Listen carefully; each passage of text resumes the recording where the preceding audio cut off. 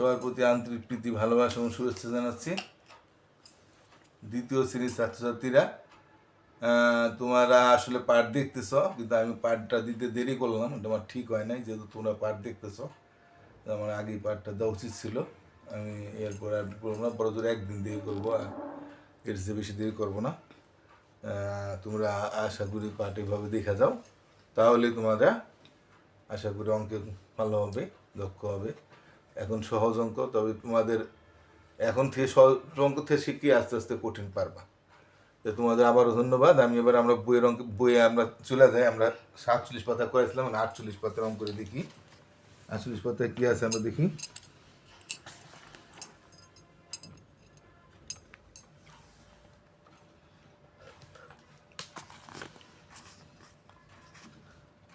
প্রথমে কি আছে, কিভাবে 47 10 বিয়োগ করা যায় ভেবে দেখি। এটা আমরা পারি, 47 থেকে 10 বিয়োগ।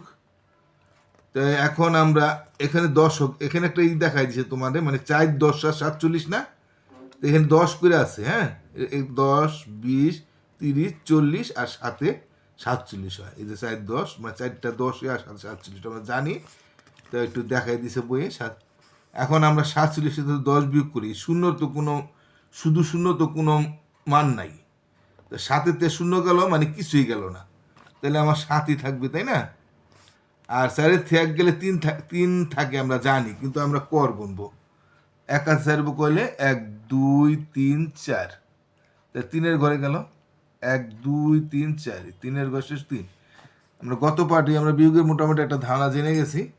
আসলে তোমরা ওটা বুঝতে পারছো বিয়োগের ধারণা। তাই আবার আরও আছে তোমাদের কিছু বিয়োগ, আমি কুলিও করাই দিতে আসি। বইয়ের যেটা আছে। এখন এইখানে একটা দেখা দিতেছে 45-এর থেকে 25 বিয়োগ, তা 4 10 5 45 না, তাই 10 20 30 40, আর এই যে 5 1 2 3 4 এখানে 10টা করে আছে, তাহলে 4 10-এ 5 45, কিন্তু 10 আছে, গণন লাগবো 1 2 3 4 5 6 7 8 9 10, 10টা 4 2 40 আর 5 35। আমরা যখন পড়ি তখন 4 10 5 45 পড়ি না, 4 10 5 45, মানে লেখার সময় 4 5 45 লিখি আর কি, কিন্তু এখানে 4টা 10 আছে আর 5 আছে। এটাতে আমরা যদি 25 বিয়োগ করি, এই 5 আছে উপরে, নিচে 5, 5-এর থেকে 5 গেল মানে কি কিছুই থাকবো না। তুমি 5 টাকা থেকে যদি 5 টাকা খেয়ে ফেলাও, তাহলে তোমার কিছু থাকবো? কিংবা 5টা মার্বেল আছে, 5টা মার্বেলে যদি কাউকে দিয়া দাও, তাহলে কিছুই থাকে না, মানে শূন্য। বা 5টা কলম আছে, 5টা কলমে দিয়া দিছ, তাহলে তোমার কিছুই থাকবো না, তার মানে শূন্য। এখন 4-এর থেকে 2 গেলে 2 থাকে আমরা জানি, আর আমরা যদি গুনি 2 আর 4 করলে 2 3 4 3 4, তাহলে 2 এলে। আর এমন আমরা ছোট অঙ্ক বুঝতে পারি, 4-এর থেকে 2 গেলে 2 থাকে, কিন্তু আমি ভুল এড়ানোর জন্য আমরা কর গুনবো। এবার আমরা এইগুলি দেখি, তোমরা আশা করি বিয়োগ পারো। তারপরে আমরা যেহেতু বই অঙ্ক আছে এগুলো আমি দেখাই দিই। তো 3 আছে 5 হবে কয়লে, 3 আছে 5 হবে কয়লে তুমি জান, সবাই বুঝবা। বা 5 টাকা যদি তোমার 3 টাকা খেয়ে ফেলাও, তাহলে 2 টাকা থাকে। বা 5টা কলম থেকে 3টা কলম গেলে 2টা কলম থাকে, এটা তোমরা বুঝতে পারো। কিন্তু এখানে অঙ্কের সময় আমরা একটু, এটাই বিয়োগ, মানে কমে যাওয়া, মানে 5টা থেকে 3টা কমে গেল, 2টা রইল। তাহলে আমরা যদি এভাবে হিসাব করি, তাহলে আমরা কর গণনা করি। 3 আছে 5 হবে কলে 3 4 5, 3 4 5, 2-এর করে গেল, তাহলে 2 এলে। আবার 4টা থেকে 2টা দিয়ে গেলে 2টা থাকে আমরা জানি, কিন্তু আমরা কর গুনবো। 2 আর 4 কইলে 2 3 4, 2 এলে। এবার 2-এর থেকে 1 গেলে, 2টার থেকে কলম আছে, একটা কলম দিয়ে দিলাম, তাহলে একটা থাকবো। তো 1 আছে 2 বলে এখন আমরা বুঝাই যায়, এটার কর গুনতে হয় না। তারপর দেখো 1 2, 1-এর কর 1, তারপর 1 আছে 3 কইলে 1 2 3, এটাও 2 এলে 1 2 3 2। 2 আছে 8 কইলে, এটা একটু বড়। আমরা জানি 8টা থেকে 2টা গেলে 6টা থাকে। 8টা কম, কিন্তু আমরা এইভাবে গুনবো না। 2 আছে 8 কইলে আমরা কর গুনবো 2 2 3 4 5 6 7 8। আমরা বলছি যে 2-এর থেকে গুনবো, আবার 2 আবার কইবা না, 2-এর পরে 2 3 4 5 6 7 8। এটা একদম আমরা এই করগুলো আমরা মুখস্থ রাখবো।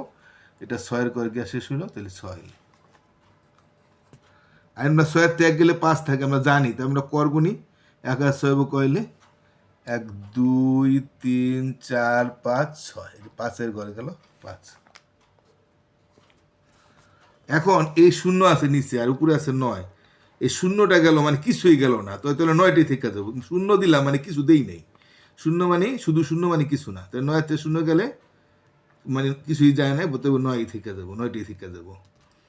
হ্যাঁ, 9টা কলম আছে, তুমি 9টা কলমে থেকে গেলো, কারণ শূন্য মানে তুমি কিছু দাও নাই, তাহলে 9 থাকবো। একটা 5 আছে, 7-এর থেকে 5 গেলে 2 থাকে, আমরা জানি যে 7টা কলম তো 5টা, আমরা একটু কর গুণনা করি। 5 আর 7 কইলে 6 7 2 এলে 6 7 2 কর গুণনা করবো, জানলো আমরা কর গুণনা করবো। 7 আর 8 কইলে আমরা জানি 8টা থেকে 7টা গেলে একটা থাকে, তারপর আমরা একটু কর গুনি। 7 আর 8 করলে 7 8, 1 হইলে 7 8, 1-এর ঘরে গিয়ে শেষ হয়ে গেল। তো 6 আছে 9 কইলে 6 দশকের ঘরে 6 আর 9 6 7 8 9, 7 8 9, তো দশকের বড় বলবে 3।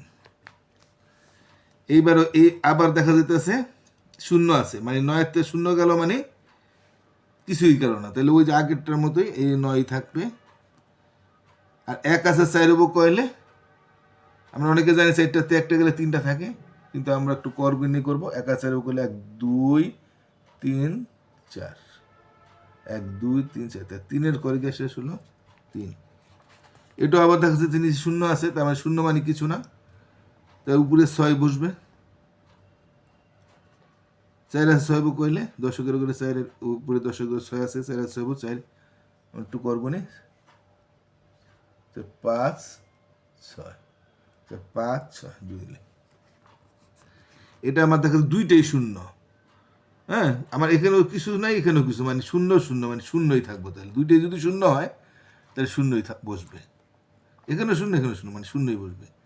তা দশকের ঘরে কি আছে, এটা একের ঘরে শূন্য শূন্যই বসবে। 3 আর 7 কইলে 3-এর পর গণি 3 4 5 6 7, 3 4 5 6 7 4।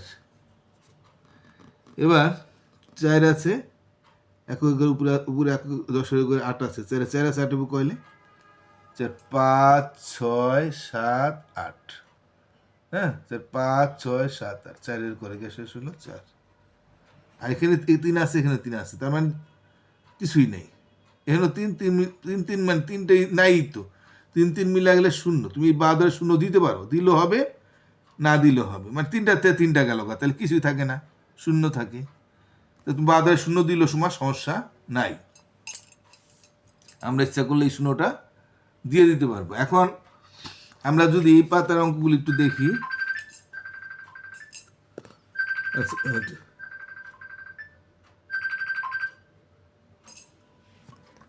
আমরা এই পাতার অঙ্কটি আমরা শেষ করে দিছি। আমরা তাহলে আগামীকাল আমরা এই পার্টটি দিয়ে দিব। আমি আর কালকে দেরি করব না, আমি এই পার্টটা কালকে দিই, আজকে এ পর্যন্ত শেষ করলাম।